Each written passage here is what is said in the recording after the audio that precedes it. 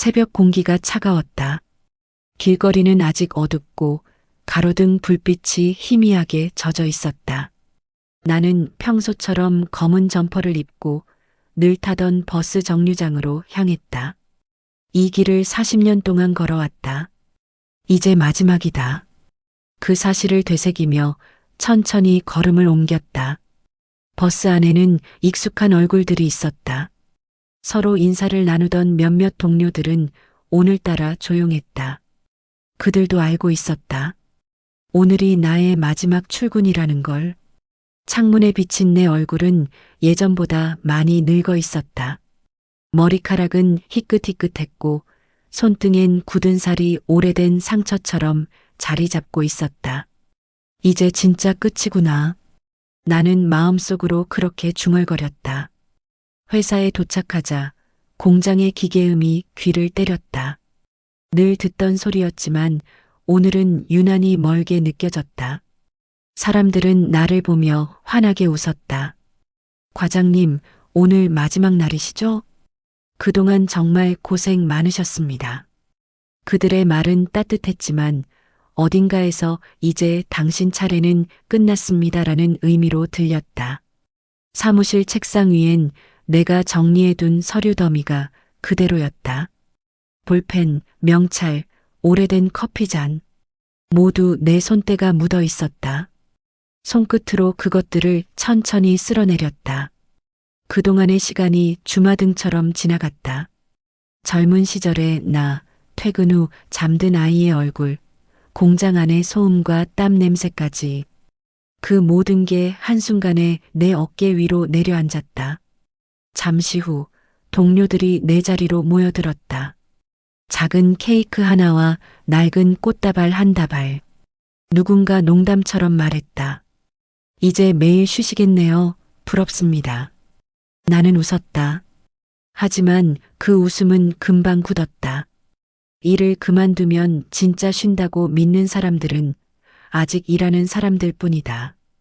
퇴직식이 시작됐다. 사장님이 준비한 상패와 시계를 내게 건넸다. 김태수 과장님, 40년의 헌신에 감사드립니다. 박수 소리가 터져 나왔다. 나는 고개를 숙였다. 그 박수가 고맙기도 했지만 마음 한켠이 텅 빈 듯했다. 마치 내 인생이 이제 박수로 마감되는 느낌이었다. 퇴직 증서에는 정년 퇴임이라는 단어가 찍혀 있었다. 그 단어가 참 잔인하게 느껴졌다. 정년이라는 말엔 끝이 담겨 있었다. 이제 나는 이곳에 다시 올 일이 없다. 내 자리를 대신할 젊은 직원이 내 책상에 앉을 것이다. 그 생각이 들자 시계 초침 소리가 유난히 크게 들렸다. 점심시간 동료들과 마지막 식사를 했다. 밥맛은 없었다. 누군가는 내 사진을 찍었고 누군가는 건배를 제안했다. 이제 우리도 슬슬 준비해야겠네. 그 말에 다들 웃었지만 나는 아무 말도 하지 않았다. 그 웃음이 왠지 두려웠다. 내일은 나 없이 그들이 또 웃을 테니까. 퇴근 시간. 책상을 정리하고 사무실 불을 끄려는데 불빛 아래 먼지가 반짝였다. 그 먼지는 마치 내 세월의 부스러기 같았다. 나는 문 앞에서 한참을 서 있었다. 빈 의자, 닫힌 모니터, 그리고 고요. 내가 떠나면 이 자리엔 아무 일도 없었던 것처럼 또 하루가 시작될 것이다. 엘리베이터 문이 닫히는 순간 가슴이 이상하게 먹먹했다. 아무도 붙잡지 않았고 나도 돌아보지 않았다. 출입문을 나서는 발걸음이 그렇게 무거울 줄 몰랐다. 40년 동안 매일 다니던 길인데 오늘은 이상하게 낯설었다. 밖으로 나오니 해가 지고 있었다. 붉은 노을이 공장 벽에 길게 비쳤다. 그 빛이 마치 이제 그만 놓아도 된다고 말하는 듯했다. 나는 하늘을 올려다보았다. 손목의 시계가 반짝였다. 동료들이 선물해준 내 이름이 새겨진 은색 시계. 하지만 이제 이 시계가 나를 어디로 이끌지 알 수 없었다. 버스 정류장에 도착하니 저녁 바람이 불었다.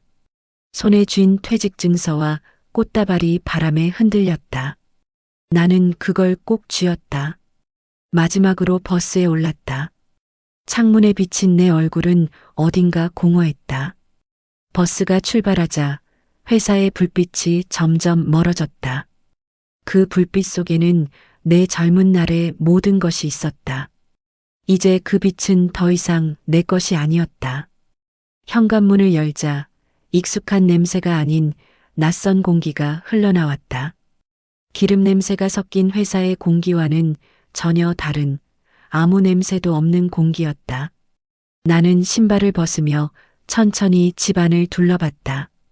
이곳은 분명 내가 30년 넘게 지켜온 집이었지만 왠지 오늘은 나의 집 같지 않았다. 집은 그대로였고 변한 건 나 하나뿐이었다. 다녀왔어. 그 말을 꺼내는 순간 목소리가 너무 크게 울려서 스스로 놀랐다. 아내는 부엌에서 설거지를 하다 말고 잠깐 고개를 돌렸다. 응, 왔어? 짧은 대답. 그리고 다시 물 흐르는 소리. 그게 전부였다.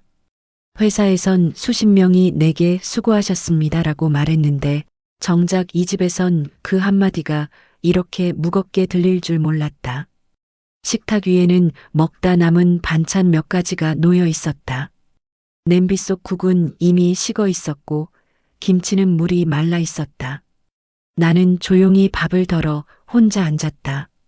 숟가락이 그릇에 부딪히는 소리만 방 안을 울렸다. 그 소리가 이상하게 공허하게 들렸다.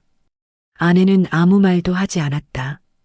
그냥 드라마를 보며 밥을 더 먹으라는 말조차 하지 않았다. 오늘 퇴직했어. 나는 일부러 큰 소리로 말했다. 그 말에는 오랜 세월의 무게가 담겨 있었다. 하지만 아내는 고개도 들지 않고 말했다. 그래, 이제 좀 쉬어. 그동안 고생했잖아. 그 말이 이상하게 마음을 찔렀다. 쉬어라는 말 속에는 더 이상 당신의 자리는 없다는 냉기가 묻어 있었다. 나는 대답하지 않고 그냥 밥만 삼켰다. 그 밥이 왜 그렇게 목에 걸렸는지 모른다. 아들이 방에서 나왔다. 아버지, 이제 진짜 퇴직하셨어요? 나는 고개를 끄덕였다. 그럼 이제 뭐 하실 거예요? 여행이라도 다녀오세요. 그 말은 친절했지만 이상하게 당신 일은 끝났으니 이제 조용히 계세요라는 말로 들렸다. 나는 억지로 웃었다. 그래, 한번 생각해 봐야지. 그 말 뒤엔 긴 침묵이 흘렀다. 식사를 마치고 거실 소파에 앉았다. TV에서는 예능 프로그램이 떠들썩하게 흘러나왔다. 사람들이 웃고 떠들고 세상은 여전히 분주했다. 그런데 그 모든 소리에서 나는 멀리 떨어져 있었다. 마치 투명한 벽이 내 주위를 감싸는 것 같았다. 아내는 웃고 있었고 아들은 스마트폰을 보고 있었다. 나는 그들 사이에 있었지만 동시에 존재하지 않았다. 내일은 뭐 할 거야? 아내가 물었다. 나는 잠시 생각하다가 대답했다. 글쎄, 좀 쉬어야지. 그래. 이제는 당신도 인생 즐겨야지. 그 말이 따뜻하게 들리길 바랐지만 어딘가 모르게 이제 당신은 우리 일상 밖의 사람처럼 느껴졌다. 나는 고개를 끄덕이며 웃었지만 입술 끝이 떨렸다. 방으로 들어가 불을 켰다. 책상 위엔 예전에 쓰던 수첩과 펜이 있었다. 그 위에 작은 상패와 은색 시계를 올려두었다. 퇴직식에서 받았던 것들, 빛나야 할 물건들이었지만 이 조용한 방 안에서는 쓸쓸하게 보였다. 나는 시계를 손에 들었다. 초침이 움직이는 소리가 또박또박 들렸다. 세상은 여전히 돌아가는데 나만 멈춰 있는 기분이었다. 창문을 열자 바람이 들어왔다. 밖에서는 누군가 웃고 떠드는 소리가 들렸다. 그 소리가 이상하게 따뜻하게 느껴졌다. 나는 문득 내가 지금 이 집 안에서 살아있다는 걸 스스로 확인해야만 하는 사람처럼 느꼈다. 내가 없는 이 집도 잘 돌아가겠지. 그 생각에 묘한 서운함이 스쳤다. 밤이 깊어졌다. 불을 끄고 누웠지만 잠이 오지 않았다. 아내의 숨소리가 규칙적으로 들렸다. 그 소리가 오히려 내 마음을 더 불편하게 만들었다. 내일 아침에도 알람이 울리지 않을 것이다. 40년 동안 매일 들리던 그 소리가 이제 사라졌다. 시간은 흘러가는데 나의 하루는 멈췄다. 이불 속에서 천천히 손을 움켜쥐었다. 이 손으로 평생 일했는데 이제는 잡을 게 아무것도 없었다. 은행 창구 앞 의자에 앉아 있었다. 대기표 번호는 84. 번호표 화면이 바뀔 때마다 한 사람씩 자기 차례를 불안하게 기다렸다. 나는 손에 들린 봉투를 가만히 내려다봤다. 퇴직금 지급 명세서, 지급액 3천만 원. 숫자가 깔끔했다. 너무 깔끔해서 오히려 비현실적으로 느껴졌다. 순간 내가 일한 세월이 한 줄로 압축된 것 같았다. 40년의 새벽과 야근, 땀과 허리 통증, 동료의 퇴사와 신입의 웃음이 단 세 자리 숫자 속으로 사라졌다. 3천만 원. 그 안에 내 인생의 의미를 모두 담을 수 있을까? 내 마음은 이상하게 조용했다. 창구 직원이 봉투를 건넸다. 확인해 보시겠어요? 나는 고개를 저었다. 확인하지 않아도 된다. 이미 알고 있다. 이 돈이 많지도 적지도 않다는 걸. 다만 이게 내 끝의 증거라는 것만은 분명했다. 은행을 나서며 햇빛이 눈을 찔렀다. 손에 든 봉투가 무겁게 느껴졌다. 무게는 가벼웠지만 마음속 어딘가가 천근만근 눌렸다. 버스 정류장까지 걸어가는 동안 내 발밑엔 떨어진 낙엽들이 바람에 흩날렸다. 그 낙엽이 마치 내 이름표 같았다. 한때는 단단히 붙어 있었지만 지금은 땅 위에서 바스러지고 있었다. 집에 돌아오니 아내가 계산기를 두드리고 있었다. 당신 퇴직금 들어왔지? 나는 봉투를 내밀었다. 그녀는 바로 봉투를 열어 금액을 확인했다. 이걸로 전세 보증금 조금 보태면 되겠다. 그 말은 너무도 현실적이었다. 나는 고개를 끄덕였지만 대답은 하지 않았다. 내 머릿속에선 전혀 다른 생각이 떠올랐다. 이 돈으로 내 삶을 살 수 있을까? 아들이 퇴근하고 들어왔다. 아버지, 퇴직금 받으셨어요? 나는 봉투를 들어보였다.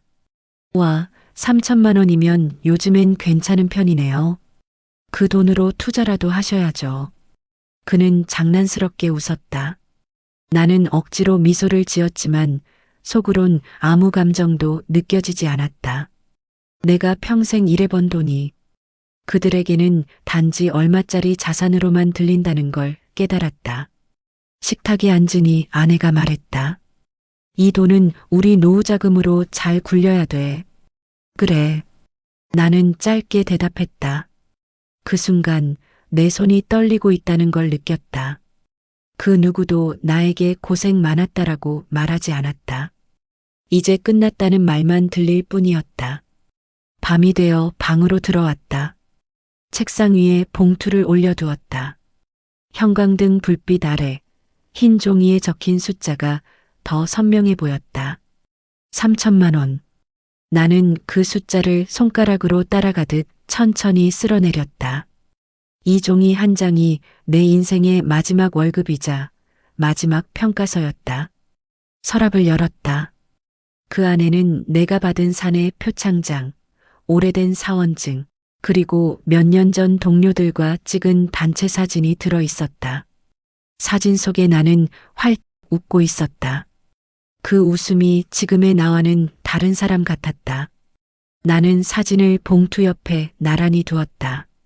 하나는 숫자, 하나는 기억. 둘 중 어느 쪽이 더 무거운 걸까?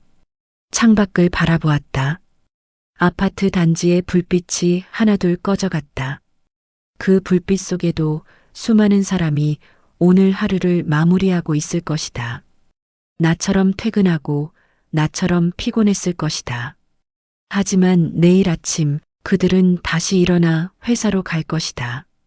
그리고 나는 그 길을 더 이상 가지 않는다. 3천만 원. 입속으로 그 숫자를 다시 한번 음조렸다. 이 돈으로는 집을 살 수도 시간을 되돌릴 수도 없다. 그저 한동안의 생활을 이어갈 수 있을 뿐이다. 내가 바란 건 돈이 아니라 그 돈에 담긴 인정이었다. 누군가 당신의 인생은 헛되지 않았다라고 말해주길 바랐다. 하지만 아무도 그런 말을 하지 않았다. 그래서 나는 봉투를 서랍 깊숙이 넣었다. 이 돈은 잠시의 위로일 뿐이다. 진짜 두려운 건 이 돈이 다 떨어진 후에 내 인생이었다. 그때 나는 무엇으로 나를 증명할 수 있을까? 시간은 여전히 흐르고 시계 초침은 멈추지 않는다. 그런데 이상하게도 내 마음속 시계는 이미 멈춰버린 것 같았다. 식탁 위엔 늘 숫자들이 오르내렸다. 요즘 가족의 대화는 언제나 계산으로 시작해서 계산으로 끝났다. 나는 그 자리에 앉아 있었지만 대화의 주제는 언제나 내 퇴직금이었다. 이제 그들은 나를 이름으로 부르지 않았다. 그저 그 돈이라고만 말했다. 당신 그 돈으로 우리 전세 옮길 수 있겠지? 아내의 말은 당연한 듯 흘러나왔다. 나는 대답하지 않았다. 아들은 곧바로 말을 이었다.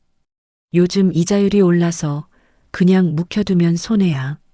차라리 그 돈 일부로 투자하면 어때요? 그 말에 아내가 맞장구 쳤다. 그래, 요즘 다들 주식하잖아. 당신도 이제 그런 거 좀 배워야지. 그들의 말이 멀리서 들렸다.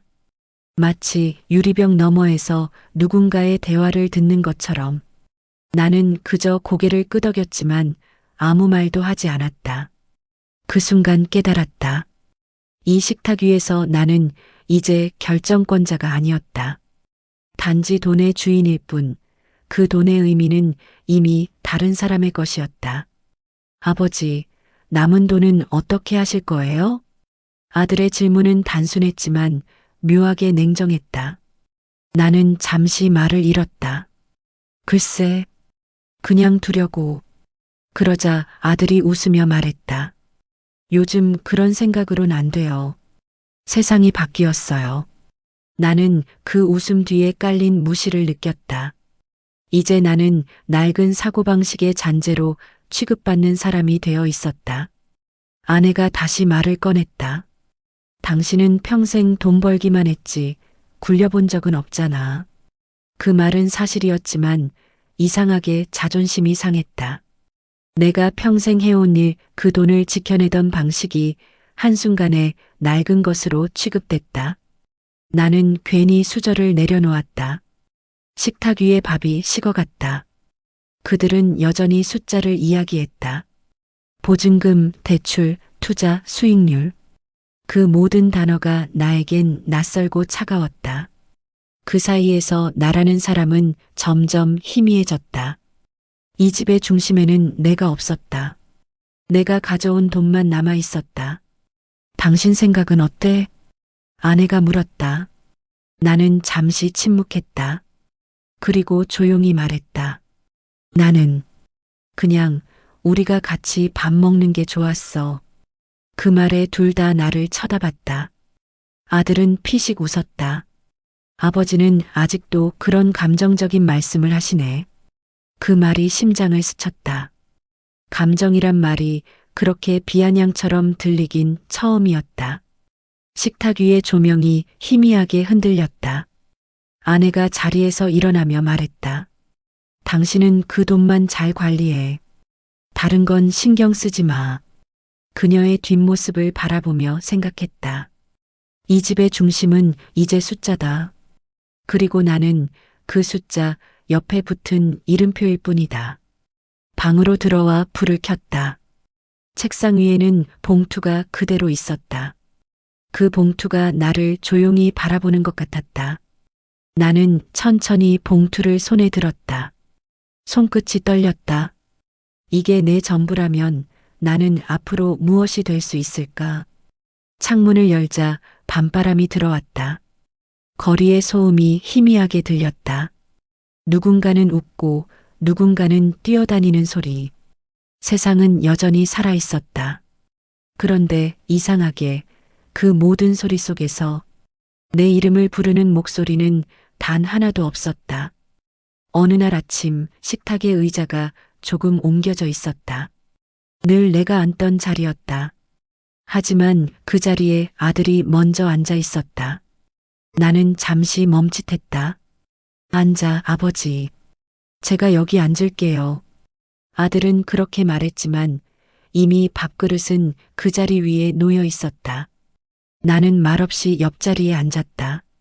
그 작은 움직임 하나로 이 집의 중심이 옮겨진 것 같았다. 식탁 위엔 조용히 반찬만 늘어섰다. 아내는 아들의 그릇에 계란말이를 덜어주었다. 그리고 손주에게 김치를 잘게 잘라줬다. 나에겐 아무 말도 하지 않았다. 그게 나쁘다는 생각은 들지 않았다. 다만 예전엔 내가 그 손주에게 김치를 잘라주던 사람이었다는 걸 문득 떠올렸다. 식사 후 식탁 위에 내 컵이 없다는 걸 알았다. 싱크대 쪽으로 눈을 돌리니 내 컵은 맨 구석에 밀려 있었다. 그냥 물을 한 잔 따라 마시려다 괜히 다시 제자리에 두었다. 그때 아내가 말했다. 그거 낡았잖아. 버리면 되지. 나는 대답하지 않았다. 내가 버려지는 기분이었다. 하루는 아내가 청소를 하다가 내 슬리퍼를 베란다로 내놨다. 이제 밖에서 신지 말고 새 거 사. 그 말은 다정했지만 이상하게 들렸다. 내가 쓰던 것들이 하나둘 이 집에서 사라지고 있었다. 내 물건이 없어진 자리엔 새로운 것들이 들어왔다. 아들의 옷, 손주의 장난감, 새 전기밥솥. 이 집은 점점 나의 흔적을 지워가고 있었다. 나는 오전이면 늘 하던 습관처럼 일어나 출근 준비를 했다. 면도기, 와이셔츠, 출근용 가방. 그 모든 걸 자동으로 챙겼다가 문 앞에서 멈췄다. 아, 나 이제 출근 안 하지. 그제야 실감이 났다. 내 몸은 아직 일을 기억하고 있었다. 하지만 세상은 더 이상 나를 필요로 하지 않았다. 그날 오후 동네를 한 바퀴 돌았다. 평일 낮에 거리는 생각보다 조용했다. 어디선가 전자상가에서 라디오 소리가 흘러나왔다. 은퇴 후 삶, 여러분은 준비되어 있으신가요? 나는 그 말에 잠시 멈춰섰다. 준비. 나는 한 번도 그런 걸 생각해 본 적이 없었다. 내게 중요한 건 늘 오늘의 일과 내일의 근무표뿐이었다. 공원 벤치에 앉아 사람들을 바라봤다. 노인 몇 명이 모여 장기를 두고 있었다. 그들 사이엔 웃음이 있었다. 하지만 나는 그 자리에 끼어들지 못했다.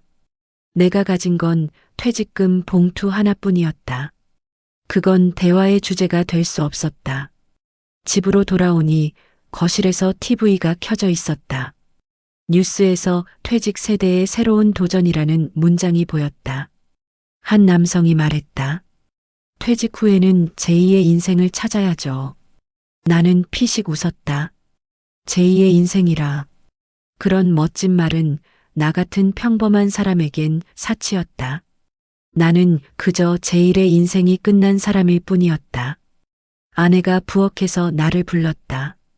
당신 내일 애들 대신 어린이집 좀 데려다 줘. 나는 고개를 끄덕였다. 그 한마디가 이상하게 반가웠다. 누군가가 나에게 다시 할 일을 부탁한 게 오랜만이었다. 다음 날 손주를 데리고 길을 걸었다. 작은 손이 내 손을 잡았다. 그 순간 나는 잠시나마 다시 살아있는 기분이었다. 하지만 그 행복은 오래가지 않았다. 집으로 돌아오자 아내가 말했다. 손주가 넘어졌대. 당신이 잘 좀 봐야지. 그 말은 칼날처럼 날아왔다. 나는 아무 말도 하지 않았다. 그날 밤 불을 끄고 누워 천장을 바라봤다. 이 집 안에서 나는 점점 조용한 존재가 되어가고 있었다. 텔레비전은 하루 종일 켜져 있었다. 누군가 리모컨을 눌러 끄지 않는 한 그 소리는 멈추지 않았다. 예능 프로그램의 웃음소리, 광고의 빠른 음악, 뉴스 속 경고음까지 그 소리들이 쉴 새 없이 쏟아졌다. 하지만 내 귀엔 아무것도 들리지 않았다. 그 소음 속에서 나는 점점 조용해지고 있었다. 거실 한가운데 앉아 있었다. 아내는 부엌에서 설거지를 하고 있었고 손주는 TV 앞에서 춤을 추고 있었다. 아들은 전화로 누군가와 이야기하며 웃고 있었다. 그들의 대화와 웃음이 방 안을 채웠지만 나는 그 안에 포함되지 않았다. 누군가 웃을 때마다 공기가 흔들렸지만 그 진동이 내 자리엔 닿지 않았다. 내가 있는 곳만 유리벽이 처진 것처럼 고요했다. 한참을 그렇게 있다가 물을 한 잔 마시려 일어섰다. 싱크대 위엔 설거지 그릇이 산더미처럼 쌓여 있었다. 나는 말없이 수건으로 그릇을 닦았다. 그때 아내가 지나가며 말했다. 그냥 둬, 내가 할게. 하지만 그녀는 나를 보지 않았다. 그 말은 고마워가 아니라 이제 그만해처럼 들렸다. 나는 다시 자리에 앉았다. 손끝에서 남은 물기가 식탁 위로 떨어졌다. TV 소리가 점점 커졌다. 리모컨을 들어 음량을 줄였지만 이내 누군가가 다시 높였다. 방 안이 다시 시끄러워졌다. 그 소리는 점점 내 안으로 스며들었다. 어느 순간부터는 정말로 내 머릿속이 울리고 있었다. 이 집이 왜 이렇게 시끄럽지? 나는 중얼거렸지만 아무도 듣지 못했다. 내 목소리조차도 공기 속으로 흩어졌다. 아내가 내게 말했다. 당신 뭐라고 했어? 아니야, 아무것도. 그녀는 다시 TV로 시선을 돌렸다. 그때 깨달았다. 이 집에는 내 말을 들을 사람이 없다는 걸. 아니, 어쩌면 내 목소리는 이미 사라졌는지도 몰랐다. 저녁 무렵 손주는 더 크게 웃으며 뛰어다녔다. 아들은 소파에 누워 영상을 보고 있었고 아내는 그 옆에 앉아 밥상을 차렸다. 나는 그 옆에 앉았지만 아무도 나를 부르지 않았다. 숟가락을 들고 밥을 뜨려다 멈췄다. 식탁 위에는 반찬이 많았지만 내 입맛은 사라져 있었다. 나는 조용히 숟가락을 내려놓았다. 그 소리조차 작게 들렸다. 식사를 마치고 나서도 TV는 꺼지지 않았다. 웃음소리, 박수소리, 화려한 조명이 번쩍였다. 아내가 리모컨을 집어들고 말했다. 이 사람들 진짜 웃기다. 나는 그 말에 웃어보려 했지만 입꼬리가 올라가지 않았다. 웃는 법을 잊은 사람처럼 표정이 굳었다. 그 순간 텔레비전 속 사람들의 웃음이 이상하게 잔인하게 느껴졌다. 그들의 웃음이 내 고요를 조롱하는 것 같았다. 밤이 깊어질수록 소리는 더 커졌다.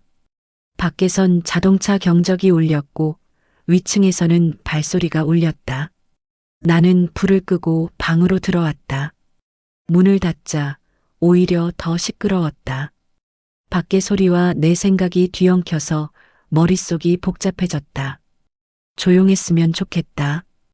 그 한마디가 마음속에서 흘러나왔다. 그런데 그 순간 정말로 모든 소리가 멈춘 듯 했다. 냉장고 돌아가는 소리, 시계 초침, 심장 박동까지 세상이 정지한 것처럼 느껴졌다. 나는 침대에 누워 천장을 바라봤다. 아내의 숨소리가 들렸다.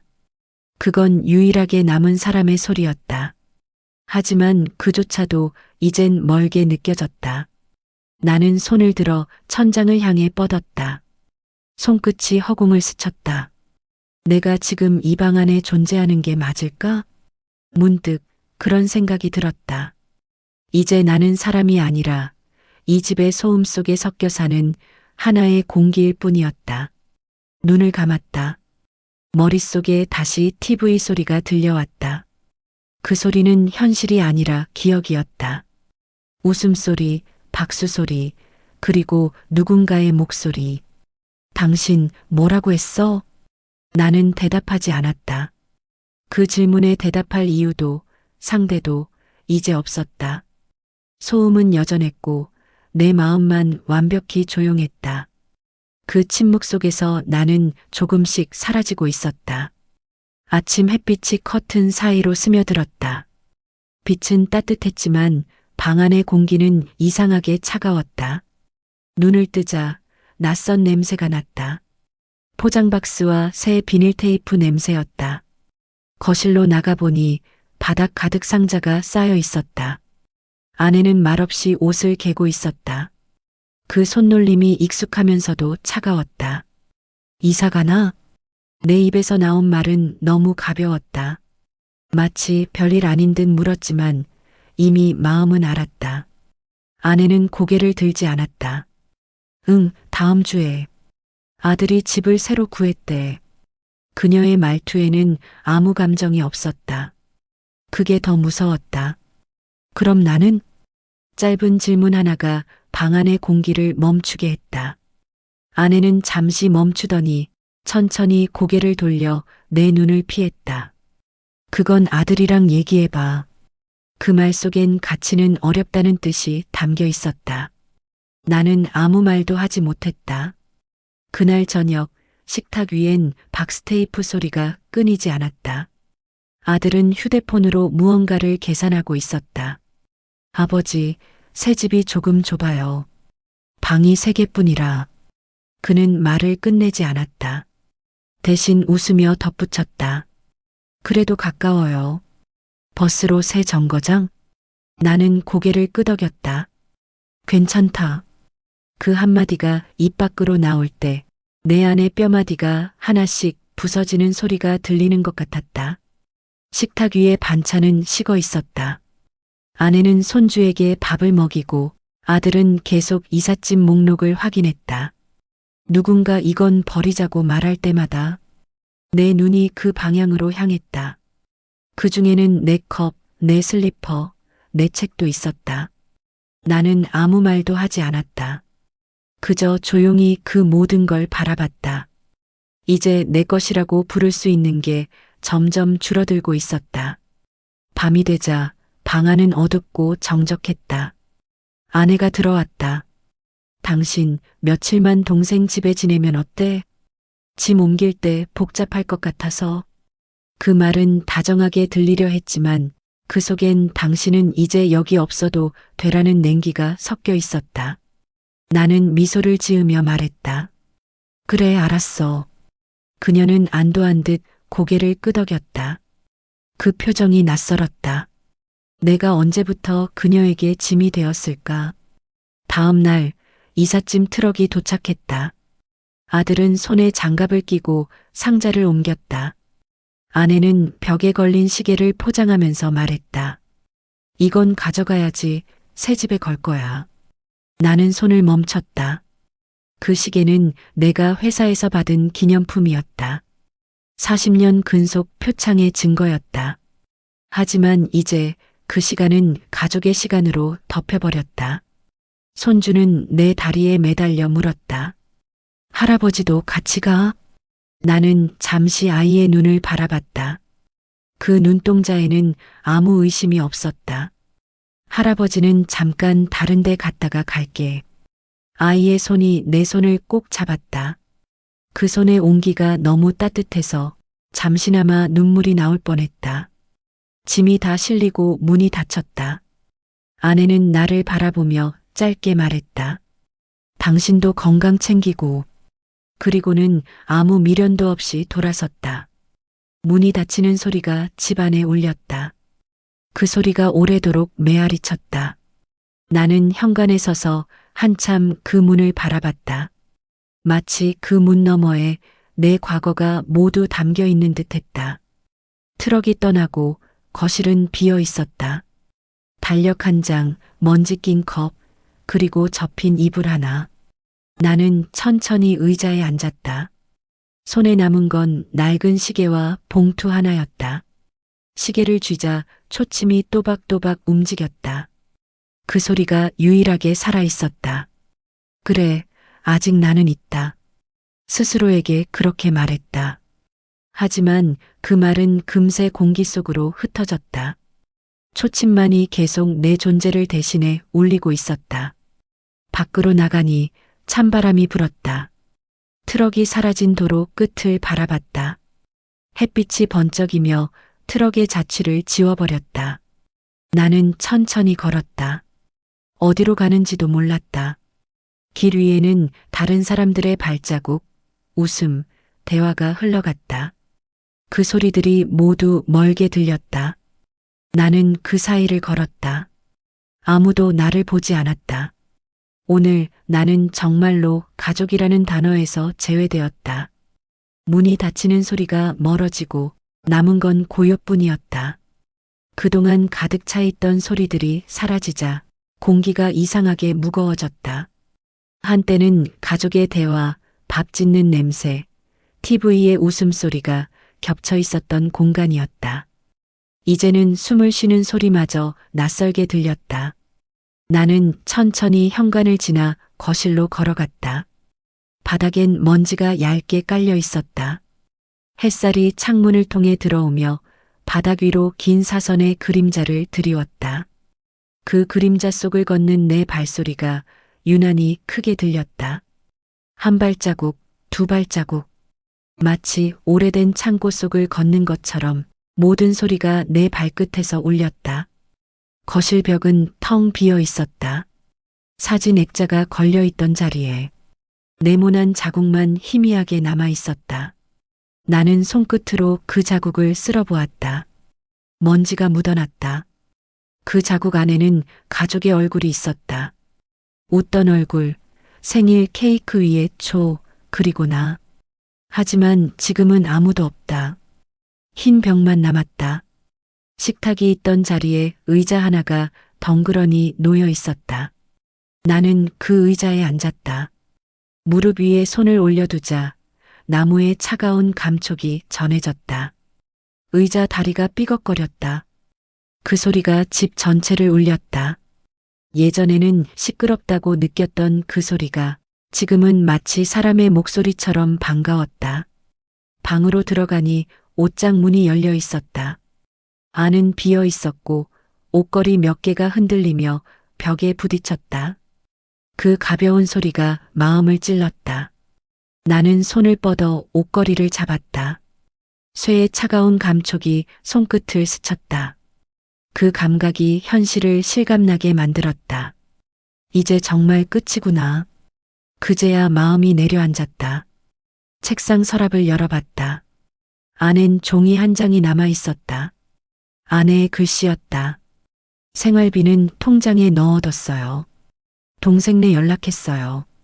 잠시만 지내요. 짧은 세 줄이었다. 나는 한참 그 종이를 바라보다가 조용히 접어서 주머니에 넣었다. 잠시만이라는 말이 유난히 길게 마음에 남았다. 세상에서 가장 돌아오지 않는 말이 잠시라는 걸 나는 이미 알고 있었다. 냉장고 문을 열었다.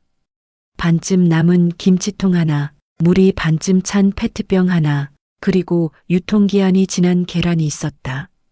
문을 닫자 안쪽 불빛이 꺼졌다. 그 순간 냉장고가 한숨을 쉬는 것처럼 웅웅거렸다. 집안에서 유일하게 살아있는 기계음이었다. 나는 거실 한가운데 멈춰섰다. 햇살이 점점 기울고 있었다. 바닥 위 먼지들이 빗속에서 춤을 췄다. 그 움직임이 묘하게 아름다웠다. 아무도 없는 공간인데 세상은 여전히 움직이고 있었다. 그게 더 슬펐다. 전화벨이 울렸다. 모처럼 듣는 소리였다. 잠시 머뭇거리다가 수화기를 들었다. 형, 집에 잘 도착했어? 동생의 목소리였다. 나는 잠시 입을 다물었다. 목구멍이 막혔다. 응, 괜찮아. 짧은 대답이었다. 그 말과 함께 집안이 다시 정적에 잠겼다. 벽시계가 또박또박 울렸다. 초침 소리가 유난히 또렷했다. 그 소리마저 멈추면 이 집은 완전히 죽은 공간이 될 것 같았다. 나는 시계를 바라보다가 손목에 시계를 풀어 옆에 놓았다. 두 시계가 나란히 있었다. 하나는 벽에서, 하나는 내 앞에서 같은 소리를 냈다. 그 리듬이 마치 내 심장 소리 같았다. 창문을 열었다. 바람이 불어와 커튼이 흔들렸다. 바람이 머리카락을 스쳤다. 그 순간 집안의 공기가 조금 살아나는 듯 했다. 하지만 곧 다시 고요해졌다. 밖에서는 사람들의 웃음소리, 택배 트럭 소리, 아이들의 발소리가 들려왔다. 그 모든 게 너무 멀게 느껴졌다. 나는 그 사이에 있는 유리벽 안의 사람 같았다. 세상은 살아있는데 나만 정지된 화면 속에 남아 있었다. 나는 조용히 눈을 감았다. 귀를 막지 않아도 아무 소리도 들리지 않았다. 손끝의 온기도 공기의 온도도 느껴지지 않았다. 그때 문득 생각했다. 이제 정말 아무도 내 이름을 부르지 않겠구나.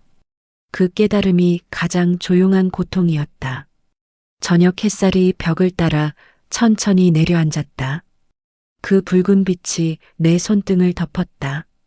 나는 그 빛을 바라보다가 작게 중얼거렸다. 여전히 따뜻하네. 그 말이 내 마지막 위로처럼 공기 속에 퍼졌다.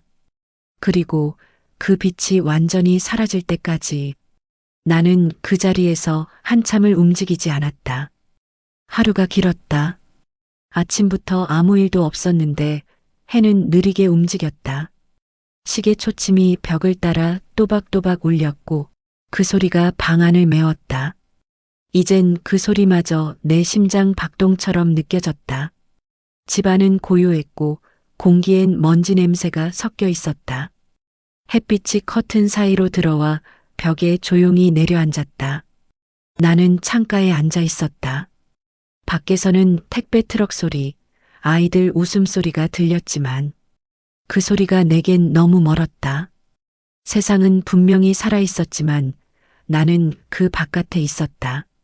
누군가가 나를 부르는 일도 나에게 묻는 일도 없었다. 그때 문득 우편함이 떠올랐다.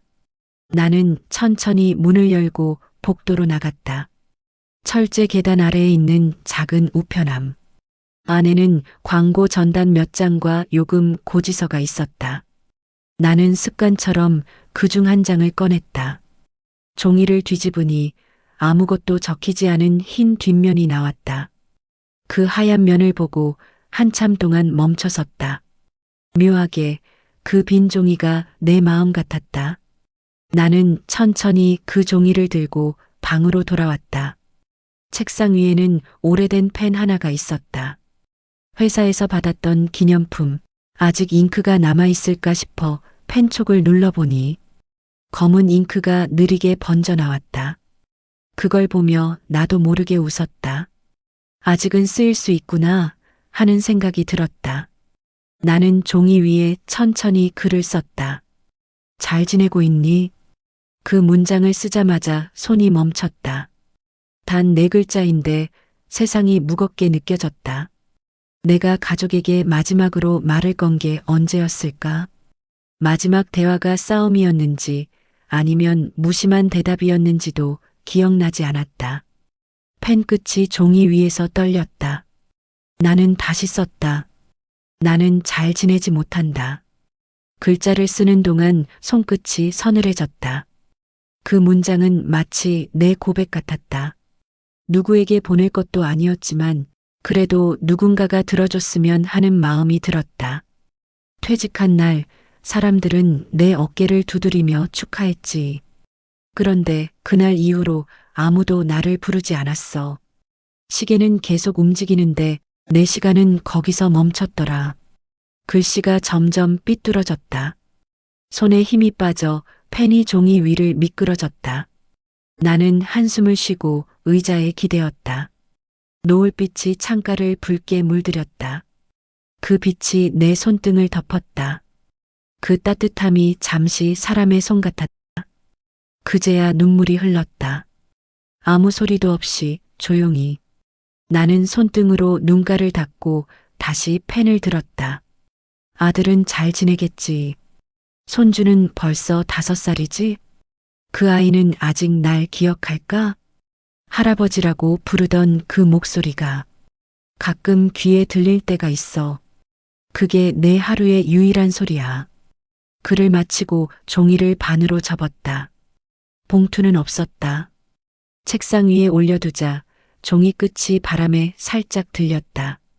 그걸 보며 묘하게 안심이 됐다. 누가 봐도 상관없었다. 이건 보내기 위한 편지가 아니라 잊히지 않기 위한 기록이었다. 밤이 깊었다. 불을 끄니 시계 초침 소리가 더 또렷하게 들렸다. 그 소리가 마치 괜찮다라고 말하는 것 같았다. 나는 천천히 손을 펴고 펜을 내려놓았다. 그리고 조용히 중얼거렸다. 그래도 오늘은 내가 말했네. 그 한마디가 공기 속으로 퍼졌다. 누가 듣지 않아도 괜찮았다. 오늘은 정말로 내 목소리가 세상에 닿았으니까. 새벽이 되자 창문 밖에서 바람이 불었다. 커튼이 살짝 흔들렸다. 편지가 그 바람에 따라 움직였다. 종이 끝이 흔들릴 때마다 빛이 반짝였다. 나는 그걸 가만히 바라봤다. 손끝으로 종이를 눌러보니 따뜻했다. 잉크가 아직 마르지 않아 손가락에 묻었다. 그 검은 자국을 보고 웃었다. 그래, 이건 내 흔적이니까. 그리고 그 웃음은 아주 작고 조용했지만 분명히 진짜였다. 아무도 듣지 못했지만 그건 오래간만에 나온 사람의 웃음이었다. 밤이 깊었다. 모든 소리가 사라지고 세상은 숨을 멈춘 듯 고요했다. 시계 초침만이 여전히 또박또박 시간을 쪼개고 있었다. 나는 의자에 앉은 채로 잠들지도 깨어있지도 않은 상태였다. 방 안 공기는 차가웠다. 창문 틈으로 새어 들어오는 바람이 커튼을 살짝 흔들었다. 책상 위에는 어제 쓴 편지가 놓여 있었다. 종이는 약간 구겨져 있었지만 잉크는 아직 선명했다. 그 종이 위로 새벽빛이 희미하게 번지고 있었다. 나는 손을 뻗어 편지를 다시 펼쳤다. 글씨는 삐뚤고 군데군데 잉크가 번져 있었다. 하지만 그 글자들엔 분명히 내 마음이 담겨 있었다. 오늘은 말했네.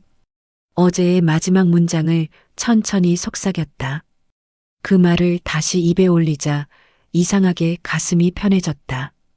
아무에게도 닿지 않은 말이었지만 그건 분명히 내 안의 고요를 깨웠다. 창밖은 서서히 밝아지고 있었다. 동쪽 하늘이 옅은 푸른빛으로 물들었다. 그 새벽의 색은 희미했지만 어디선가 다시 하루가 시작된다는 신호처럼 느껴졌다. 나는 천천히 일어나 창문을 열었다. 찬 공기가 얼굴을 스쳤다. 코끝이 시렸지만 기분은 나쁘지 않았다. 아래 거리에서는 신문 배달 오토바이가 지나갔다. 그 바람에 종이 냄새가 섞인 공기가 들어왔다. 나는 그 냄새를 깊게 들이마셨다. 그래, 아직 세상은 움직이고 있구나. 그 생각이 머리를 스쳤다. 그동안 나는 멈춰 있었다. 하지만 세상은 멈춘 적이 없었다. 시간도, 바람도, 빛도 나 빼고는 전부 흘러가고 있었다. 그 사실이 서글펐지만 이상하게도 위로가 됐다. 내가 사라져도 세상은 돌아간다. 그게 오히려 안심이 됐다. 세상은 나 없이도 괜찮다. 그렇다면 이제 나는 나 자신을 조금은 괜찮게 만들어도 되지 않을까? 나는 싱크대 쪽으로 걸어가 물을 끓였다. 주전자에서 김이 올라왔다. 그 소리가 오랜만에 살아있는 소리처럼 느껴졌다. 컵에 물을 따르고 커피 한 스푼을 넣었다. 쓴 냄새가 퍼졌다. 손끝이 따뜻해졌다. 그 순간 정말 오랜만에 아침이 찾아온 기분이었다. 책상 위로 돌아가 편지 옆에 커피를 내려놓았다. 그 옆에는 낡은 시계가 놓여 있었다. 초침이 일정하게 움직이고 있었다. 나는 그 소리를 들으며 조용히 웃었다. 40년 동안 매일 같은 소리를 듣고 살았는데 이제야 그 리듬이 사람의 숨처럼 들렸다. 그때 문 앞에서 작은 소리가 났다. 탁, 탁. 나는 천천히 일어나 문으로 다가갔다.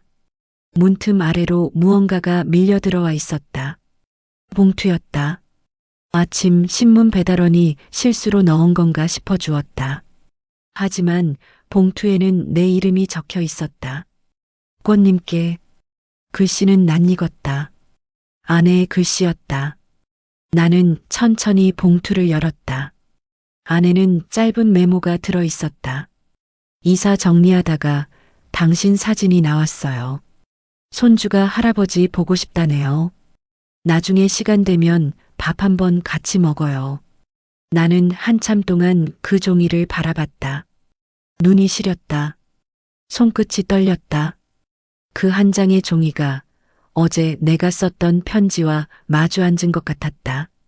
내 편지가 세상에 닿지는 않았지만 세상이 먼저 나에게 다가왔다. 나는 조용히 웃었다. 눈물이 흘렀지만 이번엔 아프지 않았다. 오히려 따뜻했다. 그 종이를 접어 편지 옆에 두었다. 두 장의 종이가 나란히 놓였다. 하나는 보낸 적 없는 편지, 하나는 돌아온 마음의 회답. 창문 밖에서는 새소리가 들려왔다. 햇살이 완전히 방 안으로 들어왔다. 먼지들이 그 빛 속에서 반짝였다. 나는 조용히 커피를 한 모금 마셨다. 쓴맛이 입안에 퍼졌지만 그건 더 이상 고통이 아니었다.